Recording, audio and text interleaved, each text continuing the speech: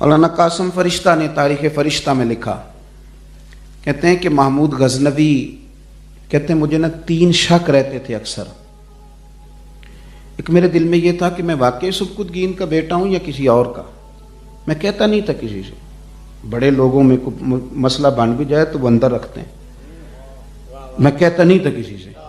اللہ کرے آپ کی سمجھ میں میری بات ہے، بڑے لوگوں میں کوئی مسئلہ بن بھی جائے تو وہ، ابھی بات ہو رہی تھی نا حضرت امیر المجاہدین کی، تو میں آپ کو ایک بات بتاؤں، جو بندہ بڑا ہوتا ہے اس کے دکھ بھی بڑے بڑے ہی ہوتے ہیں، زخم بھی بڑے ہی ہوتے ہیں، بڑے ہی ہوتے ہیں، اور بڑی چیزیں ہوتی ہیں جو لوگ سمیٹ کے اپنے کفن میں ساتھ ہی لے جاتے ہیں، بڑی چیزیں ہوتی ہیں۔ محسوس ہوتا ہے کہ کبھی موقع ملتا تو شاید کوئی شخص کھول کے بیان کرتا۔ میرا یہ عنوان نہیں کہ اس پر کوئی کلام کروں، ورنہ یہ بھی ایک رنگ ہے، یہ بھی ایک انداز ہے کہ کیا کریں کہ اپنا آپ منوانے کے لیے اگر مرنا ہی پڑ جائے تو پھر باقی کیا بچا۔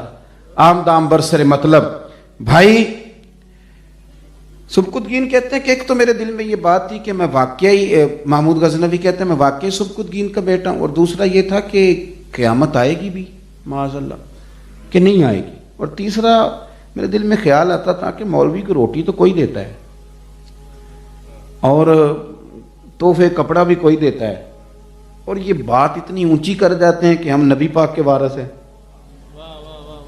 یعنی ان کے روزمرہ کے معاملات یہ ہیں، آپ کو پتہ ہے نا کہ دیگ لیٹ ہو جائے تو لوگ کہہ دیتے ہیں مدرسے کے بچوں کو کہ 2 سپارے اور پڑھ لو، تو میں کئی دفعہ کہتا ہوں کہ اگر گھر میں مہمان لیٹ ہو جائیں پھر بھی یہ کہتے ہو کہ بھائی دیگ نہیں پکی تو لہذا میں، کیا مطلب آپ تضحیق کرتے ہیں مدارس کے طالب علموں، استحصال کرتے ہیں آپ، یقین کریں۔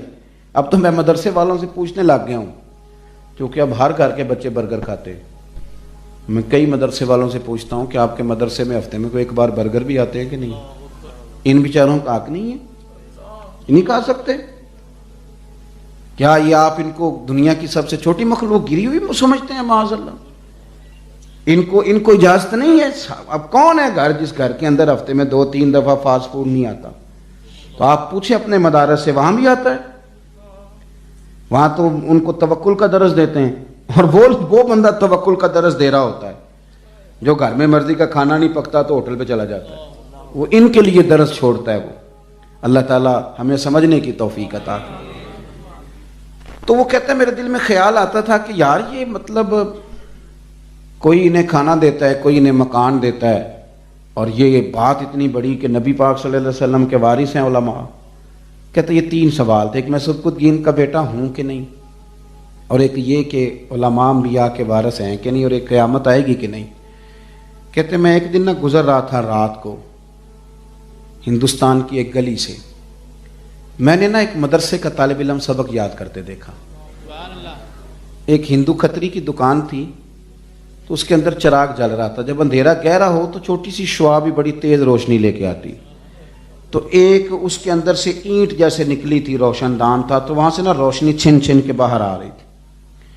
طالب علم کو میں دیکھتا کہ وہ اپنی کتاب پکڑتا اور اس روشنی کے سامنے کرتا، عبارت دیکھتا، اور پھر جا کے یاد کرنے لگ جاتا، پھر وہ آتا بھول جاتا۔ بادشاہ لوگ بادشاہ ہوتے ہیں، کس پہ کب نظر پڑ جائے، اسی تو کہتے ہیں یہ بادشاہ بندہ ہے، کب کیا موڈ بن جائے اللہ جانے۔ تو بادشاہ تھا، اس نے 2-4 دفعہ دیکھا تو کھڑے ہو کے دیکھا، اسے بڑا مزہ آیا کہ اتنا شوق علم کا۔ وہ کہتے ہیں میں نے طالب علم کو بلایا، میں نے کہا بیٹے آپ ایک لالٹین کیوں نہیں خریدتے؟ تو کہنے لگے ابا میرے انتقال کر گئے، ماں میری بڑی مشکل سے روزی روٹی چلاتی ہے، تو لالٹین کہاں سے لاؤں گا، پھر اس کا تیل کہاں سے لاؤں گا؟ محمود غزنوی نے سپاہیوں کو بلایا، فرمایا یہ بڑی لالٹین دے دو اور بچہ ان کو یاد کر لو، جب تیل ختم ہوگا یہ تیل بھی دیں گے۔ تو جو لوگ چھوٹے ہوتے ہیں نا، غریب ہوتے ہیں، ان کو لچھے دار شکریہ بھی نہیں ادا کرنا آتا۔ ہاں زیادہ سے زیادہ 2 آنسو ہی ہیں نا، وہ لچھے دار شکریہ بھی نہیں ادا کر سکتے۔ تو کہتے ہیں کہ میں نے نا اس بچے کو دیکھا تو اتنے ہلکی سی زبان سے مجھے جزاک اللہ کہا، بات ختم ہو گئی۔ محمود کہتا ہے کام زندگی میں بڑے کیے تھے پہلے بھی، آج رات جب میں گھر گیا تو جتنی ٹھنڈی اور میٹھی نیند آج آئی نا، پہلے کبھی نہیں آئی۔ میں اس ذوق سے کہ جیسے میرا وجود کسی نے پھولوں کی طرح ہلکا پھلکا کر دی. محمود غزنوی کہتے لوگوں عجیب نظارے میں نے دیکھے کہ سارا میرا شہر مہکنے لگا, خوشبوئیں پھیل گئیں, رونقیں لگ گئیں, اور کہتے ہیں میں خواب میں کیا دیکھتا ہوں کہ مدینے والے رسول تشریف لے آ. چر ہویا مینو ترلے لیندیاں, چر ہویا مینو ترلے لیندیاں, چر ہویا مینو ترلے لیندیاں, کدی موڑ میرے ول واگاں, کدے موڑ میرے ول واگاں, خواب میری وچ ایک وار جاویں میں ساری عمر نہ جاگاں. کہا حضور تشریف لے آئے, اور زیادہ باتیں نہیں, 3 سوال تھے میرے. سبکتگین کا بیٹا ہوں کہ نہیں, قیامت آئے گی کہ نہیں, علماء انبیاء کے وارث ہیں کہ نہیں. کہتے ہیں قربان جائیں, نبی پاک نے ایک جملہ کہا اور میرے 3 سوالوں کے جواب دے دیے. حضور فرمانے لگے او سبکتگین کے بیٹے, تو نے آج میرے ایک وارث کی خدمت کی ہے, میں قیامت کے دن تیری سفارش کروں گا. تیرے آگے ہیں یوں دبے لچے فصحاء عرب کے بڑے بڑے, کوئی جانے منہ میں زبان نہیں بلکہ جسم میں, اور خواب میری وچ آیا ماہی, تے میں او دے گل وچ پا لئیاں باواں, پھر ڈر دی ماری آنکھ بھی نہ کھولاں, کتے پھر بچھڑ نہ جاواں. کہتے ہیں آج مجھے سمجھ آئی کہ دین کے خادم کی ہلکی سی بھی خدمت کروں تو مدینے والے کرم فرما دیا کر. آج مسئلے کی سمجھ آئی. او بھائی سن, اپنا کردار دیکھو. ہم نے اپنے لیے بڑا کچھ کیا ہے, بچوں کے لیے بڑا کچھ کیا, اپنی برادری کے لیے, قبیلے کے لیے, جماعت کے لیے, جس جگہ پہ ہم براجمان ہیں, مسند نشین ہیں, اس کے لیے بڑا کچھ کیا ہے. میں نے اپنے آپ سے پوچھنا ہے, آپ نے اپنے آپ سے پوچھنا ہے کہ کیا اشاعت دین میں, کیا حضور کی سنت کے ابلاغ میں ہمارا کردار کس طرح کا رہا. ہم نے اس معاملے میں اپنے آپ کو کہاں تک پیش کیا, جانی طور پر بھی, مالی طور پر بھی, فکری طور پر. اللہ تعالیٰ نے ہمیں کچھ صلاحیتیں بن مانگے اپنے فضل سے عطا فرمائی ہوئی. ہم نے نا ان صلاحیتوں کو پھر ہم نے ان کو نا ملکیت سمجھ لیا. یعنی کسی کی آواز سریلی تھی, اس کو مل گئی تو اس نے کہا کہ اب کمائی کرتے ہیں, نعتیں بیچیں گے, معاذ اللہ, کسی چکر میں پڑ گئے لوگ. حالانکہ یہ عطیہ الہی ہے, چاہیے تو یہ تھا کہ اسے حضور کی غلامی میں لگا دیا جاتا.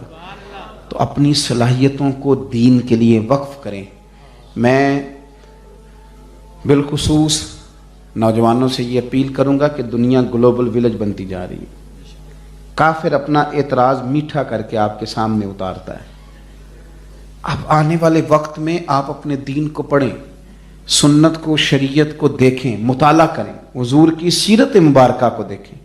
آپ کو بڑا اچھا کر کے, اور آپ کے ہاتھ کے اندر اب میڈیا ہے, بڑا کچھ ہے, آپ دین کے مثبت پہلوؤں کو اجاگر کریں, آپ اپنا کردار ادا کریں.